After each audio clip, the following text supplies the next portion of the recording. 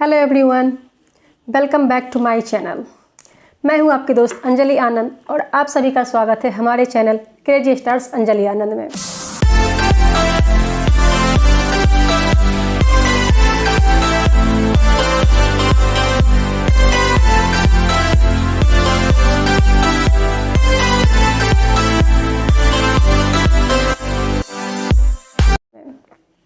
दोस्तों, आज मैं जो टॉपिक लेकर आई हूँ आप सबों के लिए, ये बहुत खास होने वाला है, बहुत ही इंटरेस्टिंग होने वाला है, बहुत ही मज़ेदार होने वाला है। जी हाँ दोस्तों, आज मैं चर्चा करूँगी हमारे अपने ब्रह्मांड के बारे में, यानी कि हमारे ब्रह्मांड की उत्पत्ति कैसे हुई।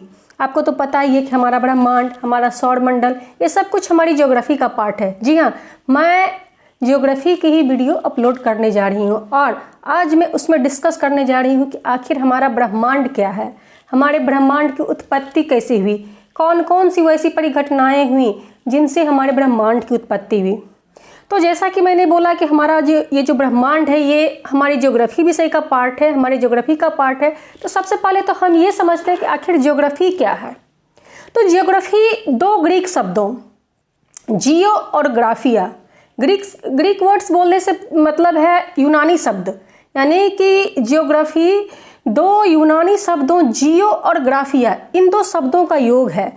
और जहाँ पे जियो का मतलब होता है पृथ्वी और ग्राफिया का मतलब होता है कि उसको लिखना, उसका वर्णन करना, यानी कि जिस वैसा शास्त्र जिसमें हम पृथ्वी के बारे में, पृथ्वी की संरचना के बारे में, इसके पूरे वातावरण के बारे में हम लिखते हैं, पढ़ते हैं, समझते हैं, उसकी व्याख्या करते हैं, वो ज्योग्राफी कहलाता है।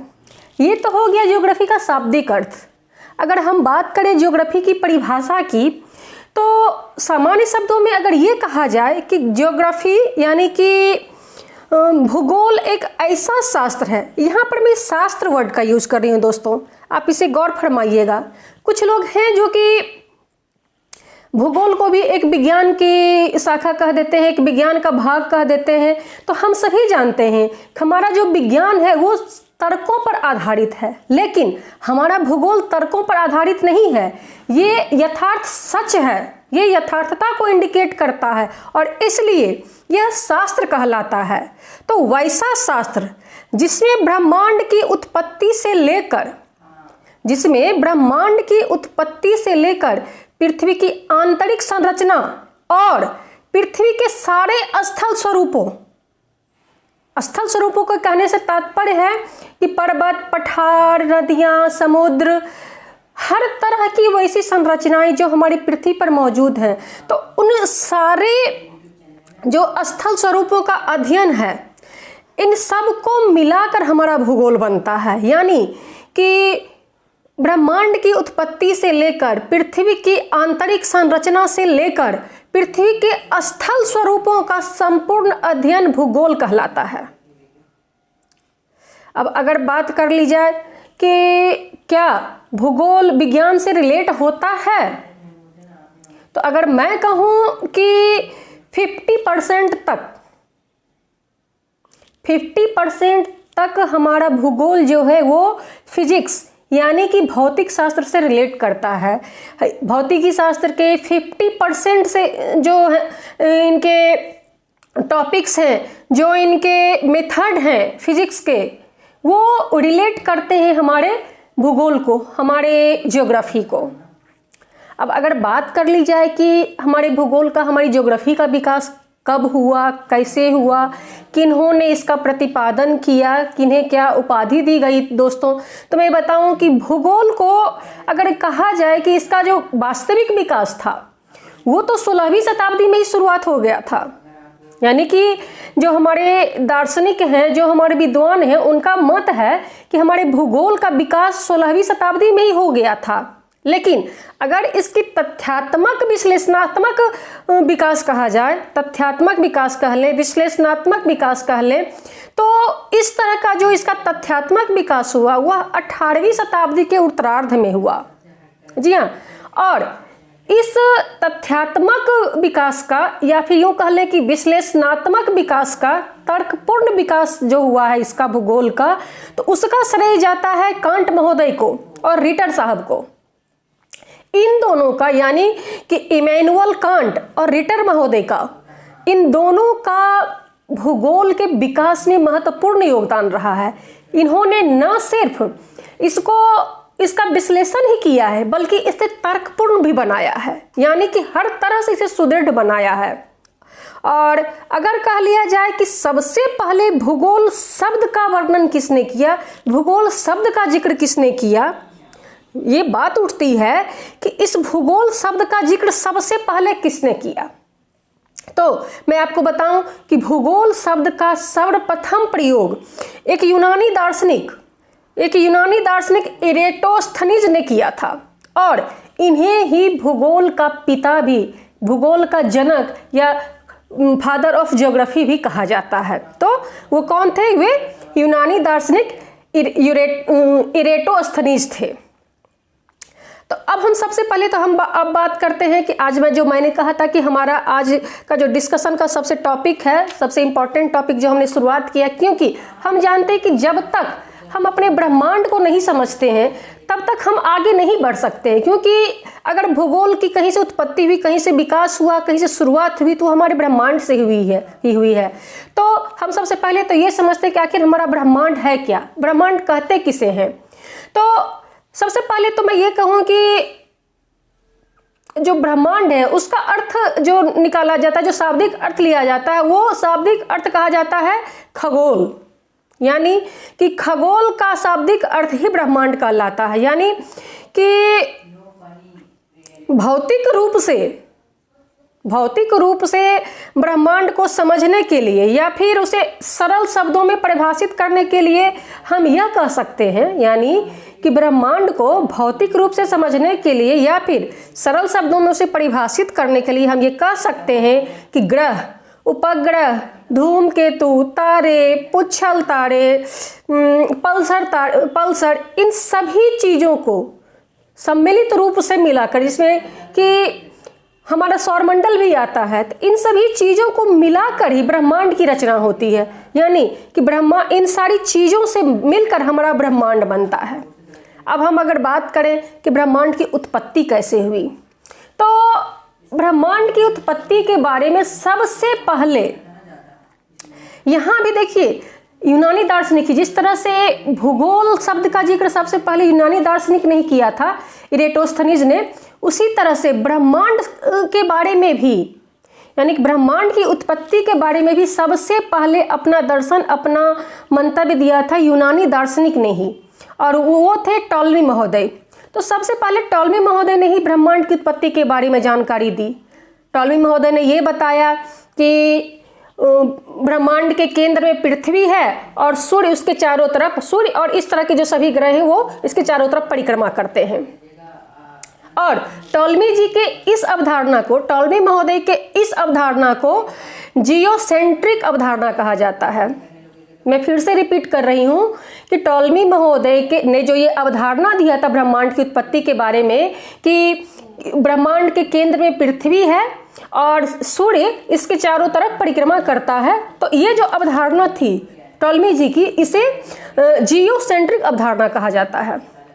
अब एक बार फिर से ब्रह्मांड की उत्पत्ति के बारे में 1543 ईस्वी में पोलैंड के जो दार्शनिक थे, यानी कि पोलैंड के जो एक खगोलविद थे, उन्होंने भी ब्रह्मांड की उत्पत्ति के बारे में अपनी अवधारणा, अपना मंतव्य पेश किया। और उन्होंने ये बताया, यानी कि 1543 ईस्वी में कोपरनिकस ने, जो पोलैंड के निवासी थे, उन्होंने ये बताया कि ब्रह्मांड के केंद्र में पृथ्वी नहीं है, ब्रह्मांड के केंद्र में सूर्य है और पृथ्वी, और वैसे सभी खगोलीय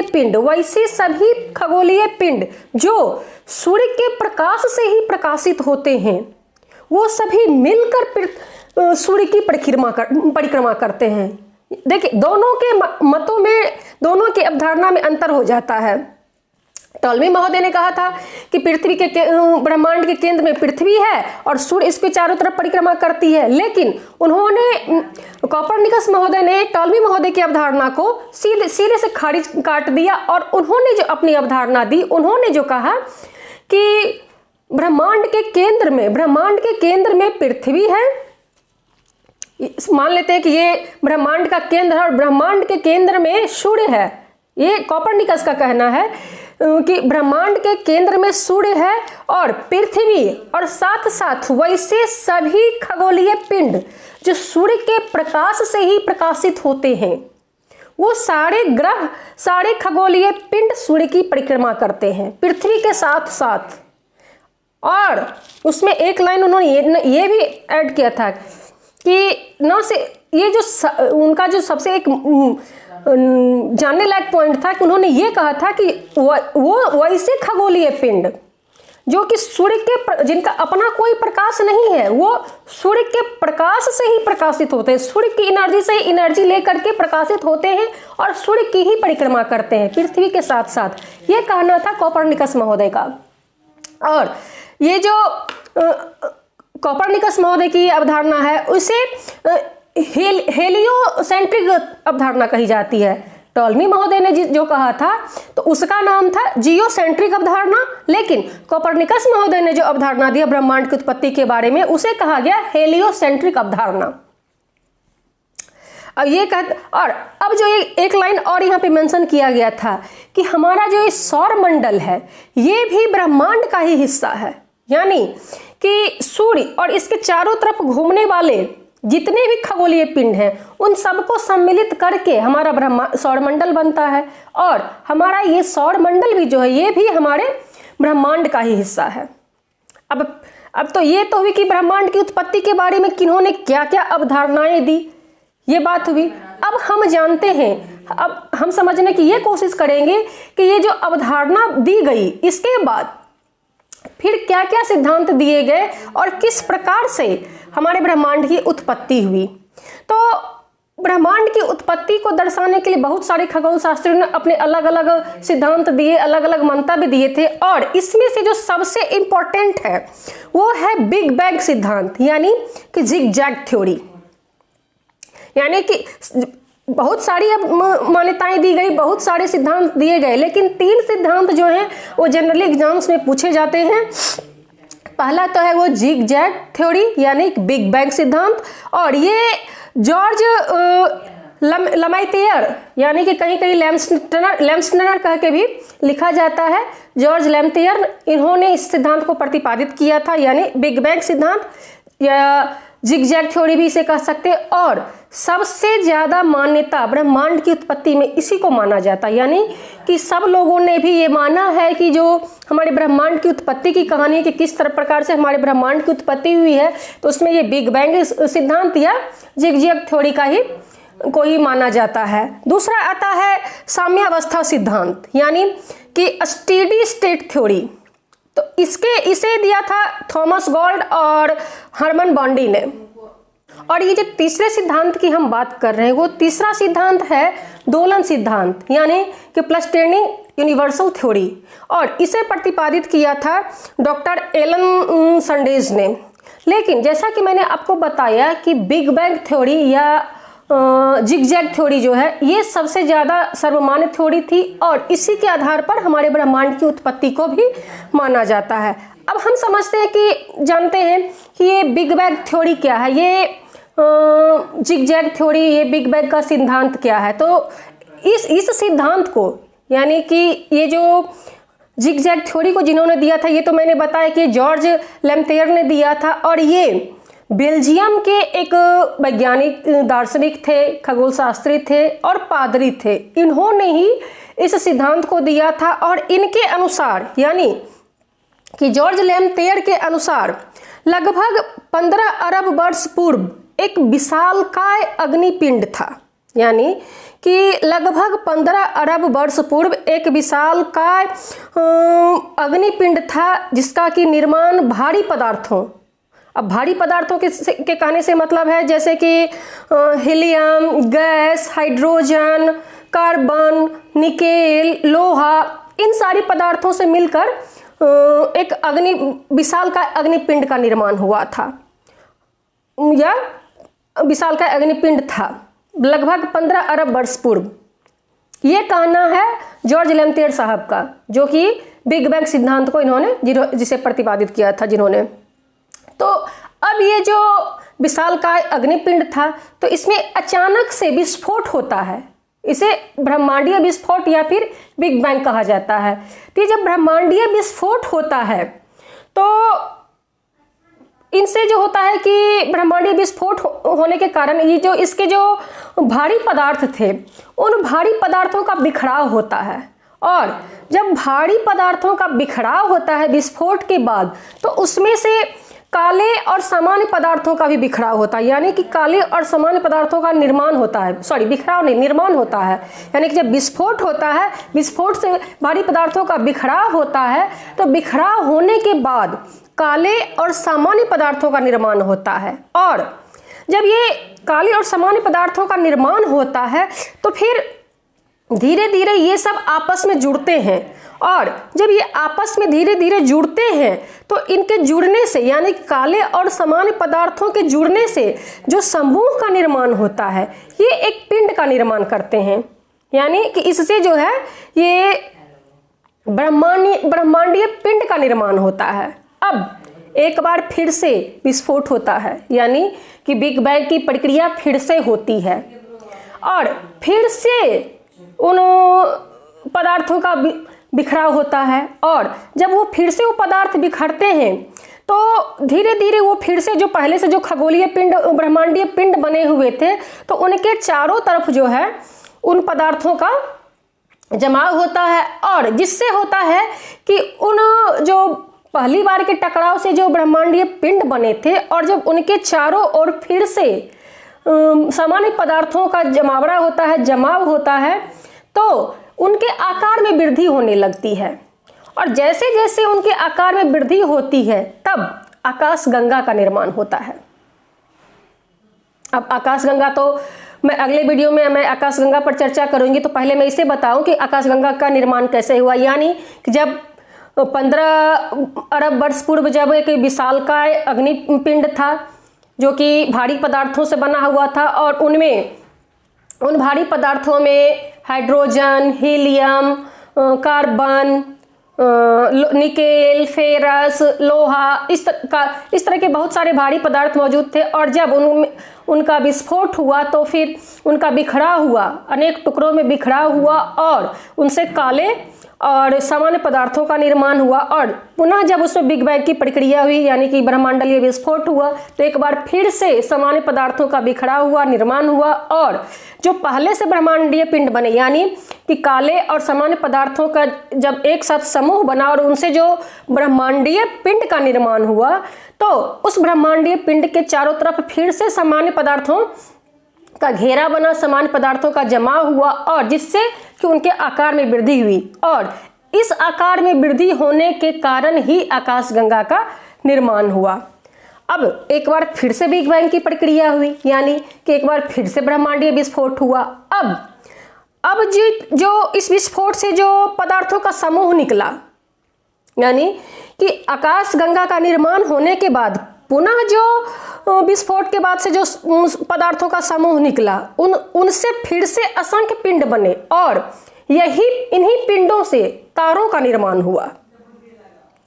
आप समझ गए होंगे कि किस तरह से उत्पत्ति धीरे धीरे होते जा रही है। कि यानी कि पहले जो हुआ वो ब्रह्मांडीय पिंड बने, पिंडों के पास फिर से सामान्य पदार्थों का जमाव हुआ, जिससे कि बहुत सारे वहाँ पे ब्रह्मांडीय पिंड का जमावड़ा हुआ, जिससे कि उनके आकार में वृद्धि हुई और आकाशगंगा का निर्माण हुआ। एक बार फिर से विस्फोट हुआ, और उस विस्फोट से फिर से भारी पदार्थों के अनेक समूह निकले और आकाशीय पिंड का निर्माण हुआ।